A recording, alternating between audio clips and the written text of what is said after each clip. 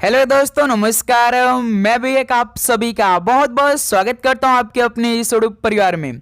तो आप सब कैसे हैं? उम्मीद करता हूं आप सब अच्छे होंगे और आप सभी की यूपी पुलिस एग्जाम 2026 की तैयारी बहुत ही अच्छी तरीके से चल रही होगी, क्योंकि यूपी पुलिस 2026 का एग्जाम डेट आउट हो चुका है। 8 जून, 9 जून और 10 जून को आपका पेपर प्रस्तावित होने वाला है। तो साथों इसी को टारगेट करते हुए आज से हम लोग हिंदी के नए नए चैप्टर की शुरुआत करेंगे। आप जानते हैं कि हिंदी से लगभग 74 नंबर के क्वेश्चन आपके पेपर में पूछे जाते हैं, जो कि 37 क्वेश्चन एक शिफ्ट में आने वाले हैं। और हिंदी के मुश्किल से 20 से 25 चैप्टर हैं, जो कि इन्हीं से सवाल आपके पेपर में पूछे जाएंगे। तो साथियों टारगेट हमारा है कि 20 मार्च तक पूरे हिंदी के क्वेश्चन को कंप्लीट कर लेना है। जैसे आज हम लोग पहले चैप्टर की शुरुआत करेंगे, जो आपका स्वर होता है, वर्ड होता है और व्यंजन होता है। इसे लगभग एक शिफ्ट में 6 से 7 सवाल आपको देखने को मिलेगा। यदि आप ये 80 प्रश्नों को तैयार कर लेते हैं तो समझिए कि आप पहले चैप्टर से 8 से 10 नंबर की जो क्वेश्चन है वो उसे आप तैयार कर लेंगे। और आप सभी का टारगेट भी रहेगा 80 प्रश्नों में से आप सभी को 45 प्रश्न खुद से ठीक करना है। यदि आपने पहले क्वेश्चन पे एंट्री किया तो लास्ट 80 क्वेश्चन पे जाइए। इससे क्या होगा कि जब आप परीक्षा हाल में बैठेंगे तो आपकी एक आदत बनी रहेगी कि हमें पूरे 1 से लेकर लास्ट 150 क्वेश्चन तक जाना है। तो यूपी पुलिस का परीक्षा 2 घंटे का होता है, आप सभी को मालूम होगा।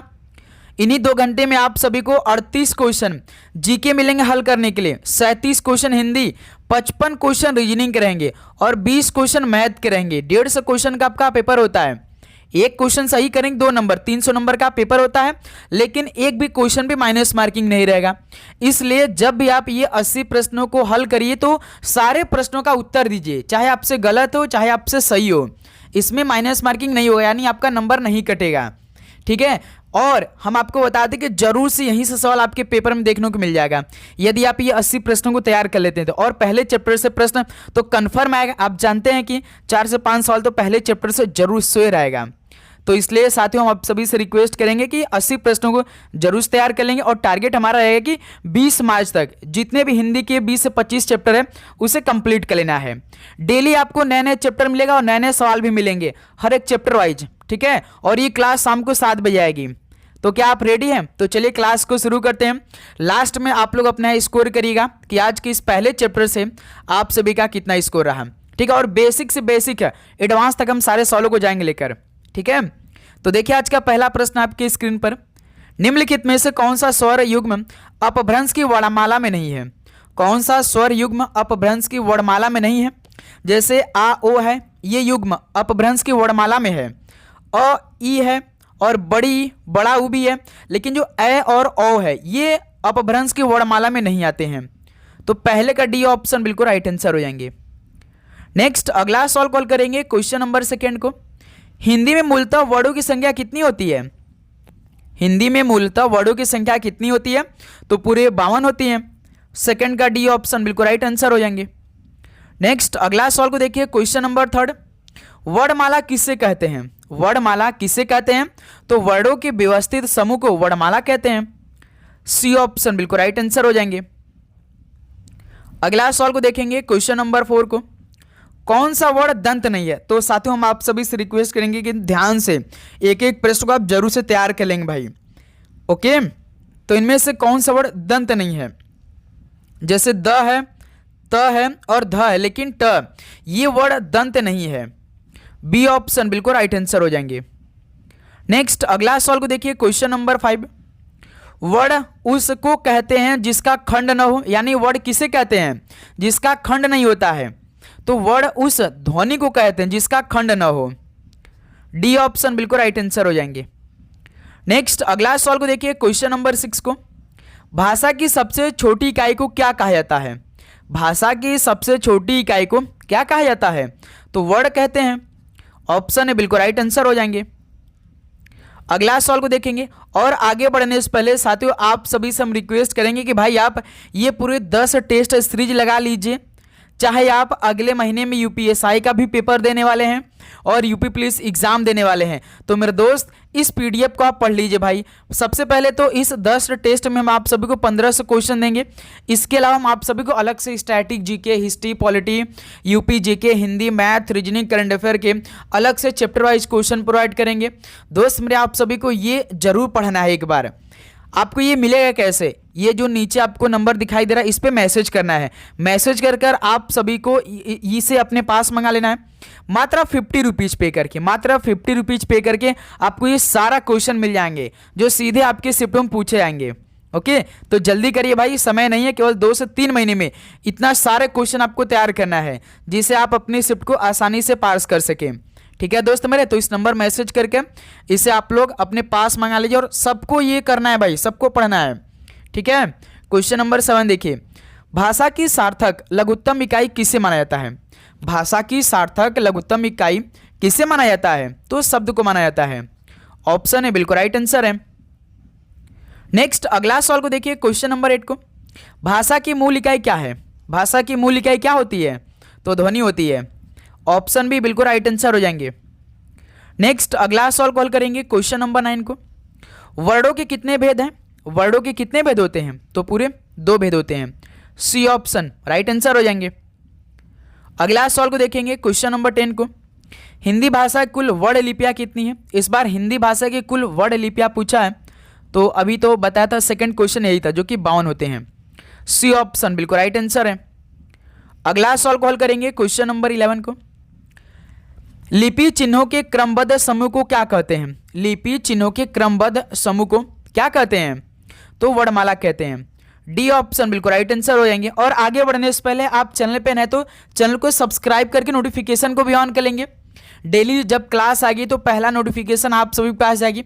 अपनी तैयारी हम लोग मिलकर बहुत ही शानदार तरीके से करें। एक तो सुबह 11 बजे क्लास चली रही है और एक शाम में भी क्लास आएगी भाई, तो इसलिए आप चैनल को सब्सक्राइब करने बाद नोटिफिकेशन को ऑन करेंगे, क्योंकि भाई ये क्लास आपके पूरे एग्जाम तक चलने वाली है। ठीक है, क्वेश्चन नंबर 12 देखिए, हिंदी स्वर के कितने प्रकार हैं? हिंदी स्वर के प्रकार कितने होते हैं? तो 3 होते हैं। डी ऑप्शन बिल्कुल राइट आंसर है। अगला सवाल को देखेंगे, क्वेश्चन नंबर 13 को, हिंदी वर्णमाला में स्वरों की कुल संख्या कितनी होती है? हिंदी वर्णमाला में स्वरों की कुल संख्या कितनी होती है? स्वर की बात कर रहा है तो पूरे 13 स्वर होते हैं। बी ऑप्शन बिल्कुल राइट आंसर है। नेक्स्ट अगला सवाल को देखिए, क्वेश्चन नंबर 14 को, निम्नलिखित में से कौन सा स्वर नहीं है? इसमें से कौन सा स्वर नहीं है? जैसे उ है, ए है, अ है, लेकिन इया नहीं है भाई, ये स्वर नहीं आता, इया जो होता है। सी ऑप्शन परफेक्ट आंसर हो जाएंगे। अगला सवाल को देखेंगे, क्वेश्चन नंबर 15 को, ई बड़ी, उ बड़ा उ किस प्रकार के स्वर हैं? बताइए, जो छोटी है, बड़ी है, छोटा उ है, बड़ा उ है, ये किस प्रकार के स्वर हैं? तो ये संवरित प्रकार के स्वर हैं। डी ऑप्शन बिल्कुल परफेक्ट आंसर हो जाएंगे। अगला सवाल को देखिए, क्वेश्चन नंबर 16, री कैसा स्वर है? री जो होता है यानी ऋषि र वाला जो री होता है वो कैसा स्वर होता है? तो ये ह्रीसो स्वर है। सी ऑप्शन बिल्कुल राइट आंसर है। अगला सवाल को देखेंगे, क्वेश्चन नंबर 17 को, कौन स्वर नहीं है? इनमें से कौन सा स्वर नहीं है? देखिए, जैसे अ है, उ है, ए है, लेकिन ब स्वर नहीं आता है, तो डी ऑप्शन परफेक्ट आंसर हो जाएंगे। अगला सवाल को देखिए, क्वेश्चन नंबर 18, इनमें से किस शब्द में री की मात्रा का उपयोग हुआ है? बताइए, किस शब्द में री की मात्रा का उपयोग हुआ है? जैसे वृष्टि है, रिपु है, क्रिया, वर्षा है, बताएंगे आप सभी किसमें री की मात्रा का उपयोग हुआ है? तो ध्यान रखिएगा, वृष्टि में। ऑप्शन यहां से बिल्कुल राइट आंसर हो जाएंगे। ठीक है, अगला सवाल को देखेंगे, क्वेश्चन नंबर 19 को, जिन उच्चारण स्वतंत्र रूप से होता है और जो व्यंजन के उच्चारण में सहायक होते हैं उसे क्या कहते हैं? जिनका उच्चारण स्वतंत्र रूप से होता है और जो व्यंजन के उच्चारण में सहायक होते हैं उसे कहते हैं, तो क्या कहते हैं? तो उसे स्वर कहते हैं। ऑप्शन बी बिल्कुल राइट आंसर हो जाएंगे। अगला सवाल को देखिए, क्वेश्चन नंबर 20 को, स्वरों का उच्चारण किसकी सहायता से होता है? स्वरों का उच्चारण किसकी सहायता से होता है? तो बिना किसी की सहायता से होता है स्वरों का उच्चारण। डी ऑप्शन बिल्कुल राइट आंसर हो जाएंगे। अगला सवाल को देखिए, क्वेश्चन नंबर 21 को, स्वर किसका भेद है? बताइए, स्वर किसका भेद होता है? तो ये वर्ण का भेद होता है। ऑप्शन सी बिल्कुल राइट आंसर हो जाएंगे।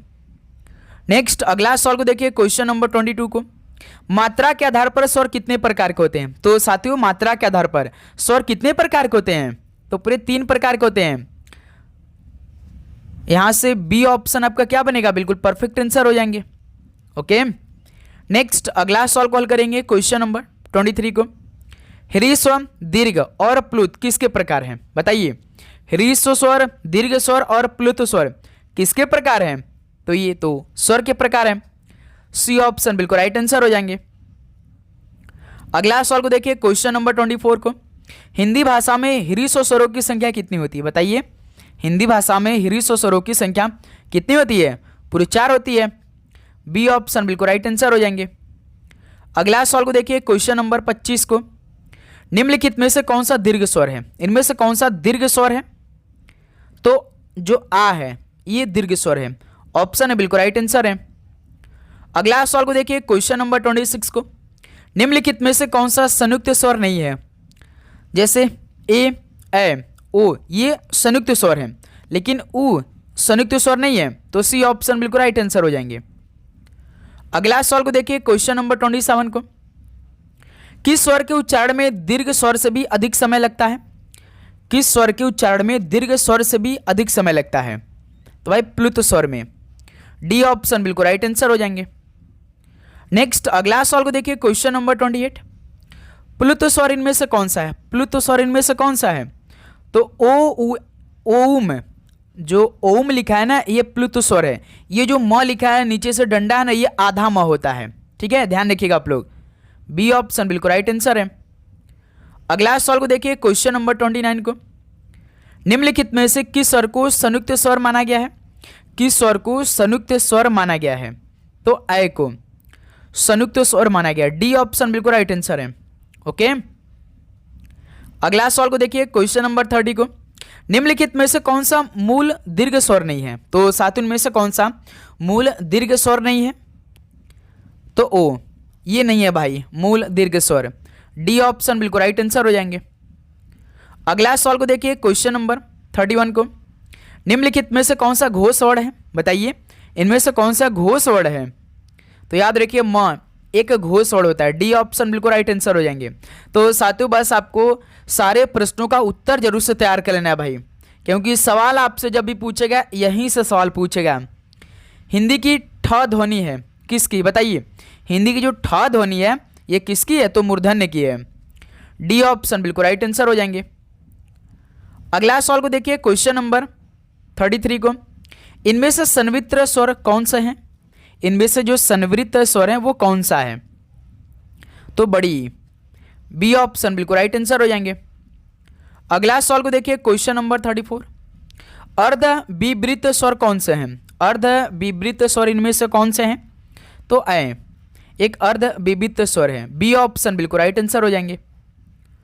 नेक्स्ट अगला सवाल को देखिए, क्वेश्चन नंबर 35 को। च का उच्चारण स्थान क्या होगा?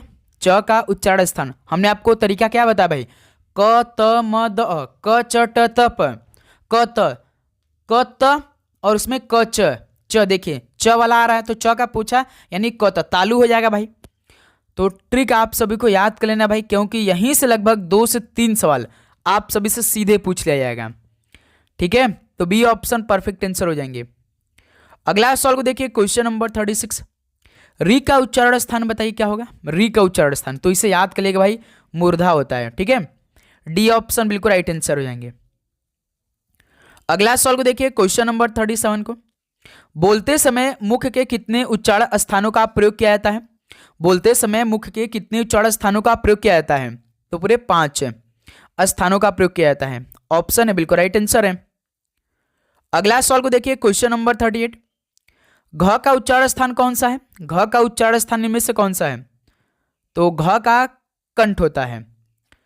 ऑप्शन से बिल्कुल परफेक्ट आंसर हो जाएंगे।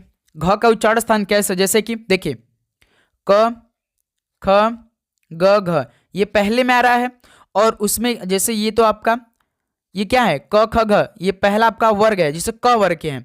ये क वर्ग के कितने? 5 आते हैं। क ख घ घ इ अंग ये 5 आते हैं। तो इसका उच्चारण स्थान कंठ से शुरू होता है, उसका क त तालु होता है, क त म मूर्धा ऐसे। तो यहां से देखिए इसमें आ रहे घ, तो कौन सा हो रहा है? कंठ हो रहा है। तो इस तरह आपको देखना है। ठीक है, तो सी ऑप्शन इस सवाल का परफेक्ट आंसर हो रहे हैं। अगला सवाल को देखिए, क्वेश्चन नंबर 39। त वर्ग की ध्वनियों का उच्चारण स्थान बताइए। अब बताइए त वर्ग की ध्वनियों का उच्चारण स्थान कौन सा बनेगा? दिमाग लगाइए। क त म द अ, क त म द अ, तो क्या हो जाएगा भाई? तो दंत है ये। ठीक है, बी ऑप्शन बिल्कुल राइट आंसर हो जाएंगे। नेक्स्ट अगला सॉल्व कॉल करिए, क्वेश्चन नंबर 40। निम्नलिखित में से कौन से मूर्धन्य व्यंजन है? बताइए आप। क त म मूर्धा कौन सा वर्ग आएगा? क को उसके बाद च, उसके बाद कौन सा आएगा? कहां शुरुआत होगा? तो ये ड और ढ होगा, बीच का दिया है, शुरुआत के नहीं पूछा, बीच का दिया है ये। बी ऑप्शन बिल्कुल राइट आंसर हो जाएंगे। ओके, अगला सवाल को देखिए, क्वेश्चन नंबर 41 को। निम्न में से क वर्ग का उच्चारण स्थान कौन सा? अब बताइए भाई, क वर्ग का, ये गलती नहीं होना चाहिए आप सभी से, ये गलती नहीं होना चाहिए। क वर्ग का उच्चारण स्थान कौन सा होगा? कंठ हो जाएगा।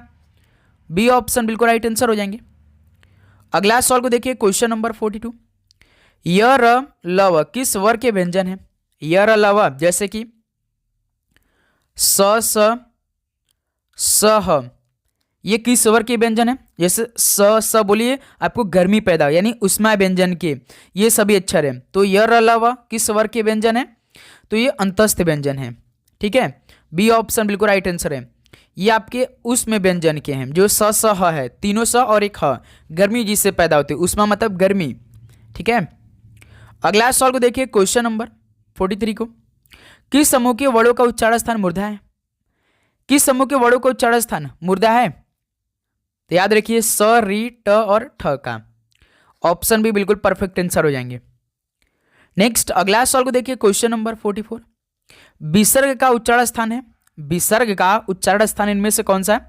तो कंठ है। ऑप्शन है बिल्कुल राइट आंसर हो जाएंगे। अगला सवाल को देखिए, क्वेश्चन नंबर 45 को। निम्नलिखित में से कौन सा वर्ड तालव्य नहीं है? इनमें से कौन सा वर्ड तालव्य नहीं है?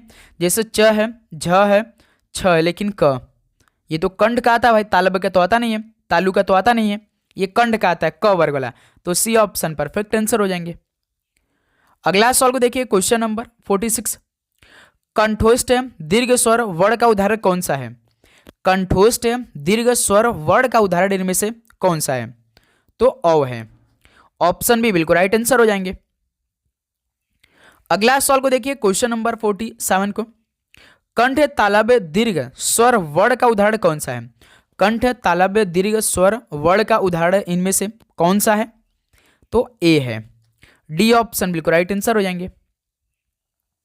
क्वेश्चन नंबर 48 देखिए, छोटी बड़ी च छ झ इ आदि का उच्चारण स्थान किससे होता है? बताइए। ई च छ ज झ इ आदि का उच्चारण स्थान किससे होगा? तो भाई तालव्य से होता है। सी ऑप्शन बिल्कुल राइट आंसर हो जाएंगे। जैसे देखिए, च छ ज झ इ दूसरे वाले में आता है ना, तो जैसे कि पहला कंठ क त मतलब कि तालु, यानी तालव्य से हो जाएगा, दूसरा ये उच्चारण स्थान। ठीक है, तो सी ऑप्शन राइट आंसर हो जाएंगे। अगला सवाल को देखिए, क्वेश्चन नंबर 49। जीवा के आधार पर स्वर कितने प्रकार के होते हैं? जीवा के आधार पर स्वर के कितने प्रकार होते हैं? तो पूरे 3 प्रकार के होते हैं। ऑप्शन भी बिल्कुल राइट आंसर हो जाएंगे। अगला सवाल को देखिए, क्वेश्चन नंबर 50। कंठ तालव्य कौन सा है? इनमें से कंठ तालव्य कौन सा है? तो ए जो होते हैं ये कंठ तालव्य होते हैं। ऑप्शन से बिल्कुल राइट आंसर है। अगला सवाल को देखिए, क्वेश्चन नंबर 51। ओ औ किस प्रकार के वर्ड हैं? ओ और जो औ हैं ये किस प्रकार के वर्ड हैं? तो ये कंठोष्ठ प्रकार के वर्ड हैं। डी ऑप्शन बिल्कुल राइट आंसर है। नेक्स्ट अगला सवाल को देखिए, क्वेश्चन नंबर 52 को। हंसना शब्द में चंद्रबिंदु का प्रयोग होता है, इसमें चंद्रबिंदु क्या है? बताइए। हंसना शब्द में चंद्रबिंदु का जो प्रयोग होता है, इसमें चंद्रबिंदु क्या है? तो इसमें अनुनासिक है। ऑप्शन बिल्कुल राइट आंसर है। ओके, अगला सवाल को देखिए, क्वेश्चन नंबर 53 को। जिनकी ध्वनि केवल मुख से निकलती है वे कौन से स्वर हैं? जिनकी ध्वनि केवल मुख से निकलती है वे कौन से स्वर हैं? तो निर्नुनासिक स्वर होते हैं, जिनकी ध्वनि केवल मुख से निकलती है। डी ऑप्शन बिल्कुल राइट आंसर है। अगला सवाल को देखिए, क्वेश्चन नंबर 54 को।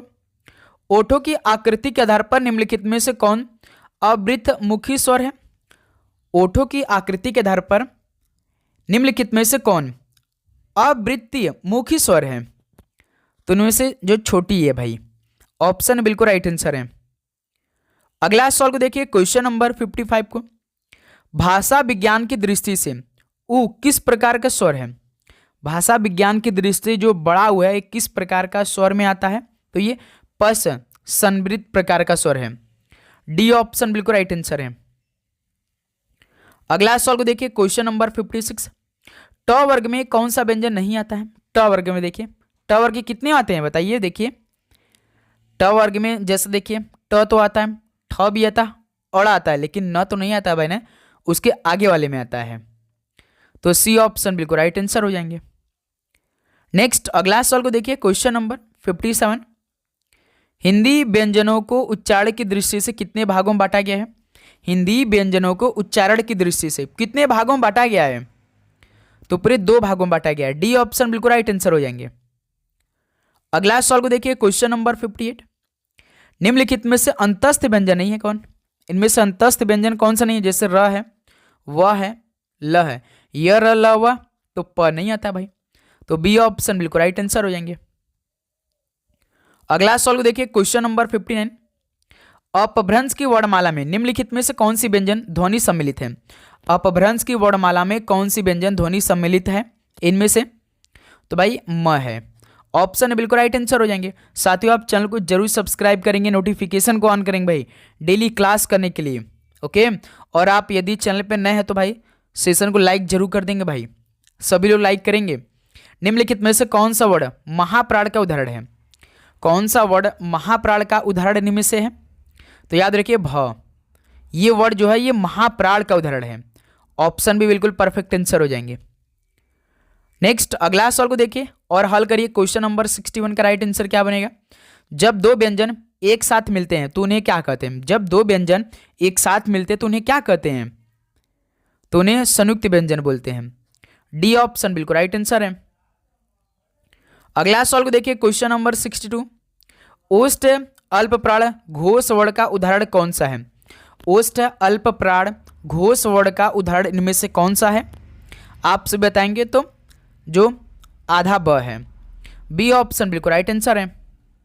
अगला सवाल को देखिए, क्वेश्चन नंबर 63 को, किस व्यंजन के उच्चारण में जीवा तालु से नहीं टकराती है? किस व्यंजन के उच्चारण में यानी जो जीव होती है वो तालु से नहीं टकराती है? बताइए। तो घ बोलिए, ये जब घ जो व्यंजन है इसके उच्चारण में जीवा का जो है ना वो तालु से नहीं टकराती है। घ डायरेक्ट बोलिए, अपने से आप प्रैक्टिकल भी कर सकते हैं। डी ऑप्शन राइट आंसर हो जाएंगे। अगला सवाल को देखिए, क्वेश्चन नंबर 64। किसका उच्चारण स्थान दंत है? तो बताइए अब किसका उच्चारण स्थान दंत से होता है? देखिए तो भाई नौ का, ठीक है। बी ऑप्शन बिल्कुल राइट आंसर है। अगला सवाल को देखिए, क्वेश्चन नंबर 65 को, निम्नलिखित में से कौन सा उसमें व्यंजन यानी गर्मी वाला कौन सा व्यंजन है? देखिए अभी बताया था, जैसे फ नहीं है, भ नहीं है, ढ नहीं है, तो ह देखिए एक उष्मा व्यंजन है। डी ऑप्शन बिल्कुल राइट आंसर हो जाएंगे। अगला सवाल को देखिए, क्वेश्चन नंबर 66 को, तालव्य महाप्राण घोष व्यंजन वर्ण का उदाहरण कौन सा है? तालव्य महाप्राण घोष व्यंजन वर्ण का उदाहरण इनमें से कौन सा है? तो झ है भाई। सी ऑप्शन बिल्कुल राइट आंसर है। अगला सवाल को देखिए, क्वेश्चन नंबर 67 को, कौन सा वर्ड पंचमाक्षर है यानी लास्ट का? जैसे कि हम आप सभी से पूछे कि क वर्ग में पंचमाक्षर कौन सा है, कोई बता सकता है? बताइए। यदि हम आप सभी से पूछ दे कि च वर्ग में पंचमाक्षर है तो कौन सा बताएगा? कोई बताएगा कौन सा वर्ड पंचमाक्षर है? जैसे म लास्ट में आता है एकदम, बिल्कुल, तो यही वाला आपका ऑप्शन बिल्कुल परफेक्ट आंसर। जैसे क का जो क वर्ग में आता है लास्ट में क्या आता है भाई? अंग आता है, ठीक है। और च वाले में क्या आता है? च छ झ झ इया आता है भाई, इया आता है ना। यही सब क्या है? पंचमाक्षर यानी लास्ट वाले जो अक्षर होते हैं, ठीक है।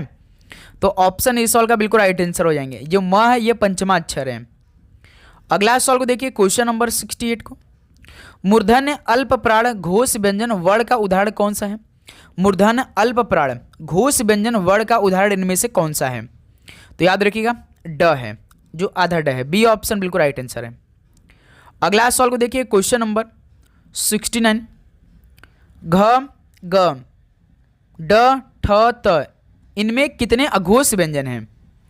तो इसमें देखिए एक तो त है, आधा त है, एक आपका आधा ठ, ये अघोष व्यंजन यानी 2 हो जाएंगे। तो इस सवाल का सी ऑप्शन बिल्कुल राइट आंसर हो जाएंगे। अगला सवाल को देखिए क्वेश्चन नंबर 70 को, निम्नलिखित में से कौन सा व्यंजन अघोष है? इनमें से व्यंजन बताना, लेकिन अघोष व्यंजन बताना है। तो ख एक अघोष व्यंजन है, ऑप्शन बिल्कुल राइट आंसर है। अगला सवाल को देखिए क्वेश्चन नंबर 71 को, ज्ञ वर्ण किन वर्णों के संयोग से बना है? तो साथियों जो ज्ञ है ये वर्ण किन वर्णों के संयोग से बना है? तो एक तो देखिए ज से मिलकर बना है और एक इ से, यानी छोटा ज प्लस इ से मिलकर बना है। मेरे दोस्त ध्यान रखिएगा, आधा ज प्लस इ से बनकर ज्ञ वर्ण बना है। ठीक है, अगला सवाल को देखिए क्वेश्चन नंबर 72 को, जिस स्वर के उच्चारण में दो मात्राएं लगती हैं उसे क्या कहते हैं? जिस स्वर के उच्चारण में दो मात्राएं लगती हैं उसे क्या कहते हैं? तो उसे गुरु स्वर बोलते हैं। सी ऑप्शन बिल्कुल राइट आंसर है। अगला सवाल को देखिए क्वेश्चन नंबर 73, स्पर्श वर्णों की संख्या कितनी होती है? स्पर्श वर्णों की संख्या कितनी होती है? तो पूरे 25 होती है। डी ऑप्शन बिल्कुल राइट आंसर है। अगला सवाल कॉल करिए क्वेश्चन नंबर 74, तालव्य महाप्राण अघोष व्यंजन वर्ण का उदाहरण कौन सा है? तालव्य महाप्राण अघोष व्यंजन वर्ण का उदाहरण इनमें से कौन सा है? तो आधा 6 है। बी ऑप्शन बिल्कुल राइट आंसर है। अगला सवाल को देखिए क्वेश्चन नंबर 75, स का उच्चारण स्थान इनमें से कौन सा है? तो साथियों स का उच्चारण स्थान इनमें से कौन सा है? तो तालु है। डी ऑप्शन बिल्कुल राइट आंसर है। अगला सवाल को देखिए क्वेश्चन नंबर 76, इनमें से कौन सा व्यंजन दंत ध्वनि है? कौन सा व्यंजन दंत ध्वनि है? तो त एक दंत ध्वनि है। बी ऑप्शन बिल्कुल राइट आंसर हो जाएंगे। अगला सवाल को देखिए क्वेश्चन नंबर 77, ट वर्ग में किस प्रकार के व्यंजन आते हैं भाई? ट वर्ग में तो मूर्धन्य आते हैं। सी ऑप्शन बिल्कुल राइट आंसर है। अगला सवाल को देखिए क्वेश्चन नंबर 78, छ ध्वनि का उच्चारण स्थान कौन सा होगा? छ ध्वनि का उच्चारण स्थान कौन सा होगा? दूसरा वाला, तो तालव्य होता है। बी ऑप्शन बिल्कुल राइट आंसर हो जाएंगे। नेक्स्ट अगला सवाल को देखिए क्वेश्चन नंबर 79 को, कौन सा तालव्य वर्ण नहीं है? इनमें से कौन सा तालव्य वर्ण नहीं है? तो जैसे स है, य है, च है, लेकिन जो स है ये नहीं है भाई, तालव्य वर्ण है। तो डी ऑप्शन बिल्कुल राइट आंसर हो जाएंगे। चलिए दोस्त लास्ट क्वेश्चन आज के इस पहले चैप्टर का चेक करिए। च वर्ग में महाप्राण व्यंजन वर्ण कितने हैं? बताइए, जो च वर्ग है यानी जो दूसरा वर्ग होता है इसमें महाप्राण व्यंजन वर्ण कितने हैं? तो पूरे 2 आते हैं भाई। ठीक है, ऑप्शन इस सवाल का बिल्कुल परफेक्ट आंसर हो जाएंगे, ध्यान रखिएगा। तो साथियों पहले चैप्टर से ये मोस्ट इंपॉर्टेंट 80 क्वेश्चन कंप्लीट हो गए। अभी देखिए कम से कम 25 से 30 क्वेश्चन और पहले चैप्टर से हम कराएंगे आपके लिए भाई। ठीक है, जब कल क्लास दूसरी आपको मिलेगी तो उसमें हम क्वेश्चन को ऐड कर देंगे। ठीक है, तो अब बताइए कि आप सभी का आज के इस पहले चैप्टर से टोटल 80 क्वेश्चन में से कितना स्कोर बना? सभी ईमानदारी के साथ बताएंगे, क्योंकि भाई हर क्लास का कमेंट चेक करेंगे। ठीक है, तो आप सभी को डेली का डेली अपना स्कोर बताना, जैसे कि आज 80 क्वेश्चन में से 45 क्वेश्चन सही करना था। बताइए, तो उम्मीद करूंगा आपको हर एक क्वेश्चन अच्छी तरीके से समझ में आएंगे। यदि आप चैनल पर तो सब्सक्राइब करेगा, नोटिफिकेशन को ऑन करें डेली क्लास करने के लिए, और अपने दोस्तों में इस सेशन को शेयर जरूर करेंगे। आप जिस भी ग्रुप में इस सेशन को यार जरूर शेयर करिएगा, क्योंकि हिंदी हमें समाप्त करनी है। उसी प्रकार जीके का अलग से क्लास आएगी अच्छी तरीके से। ठीक है, तो चलिए दोस्त इस क्लास को यहीं पर समाप्त करते हैं, मिलते एक और नए क्लास में। आप सभी को जय हिंद जय भारत, पढ़ाई करते रहिए। ऑल द बेस्ट, धन्यवाद।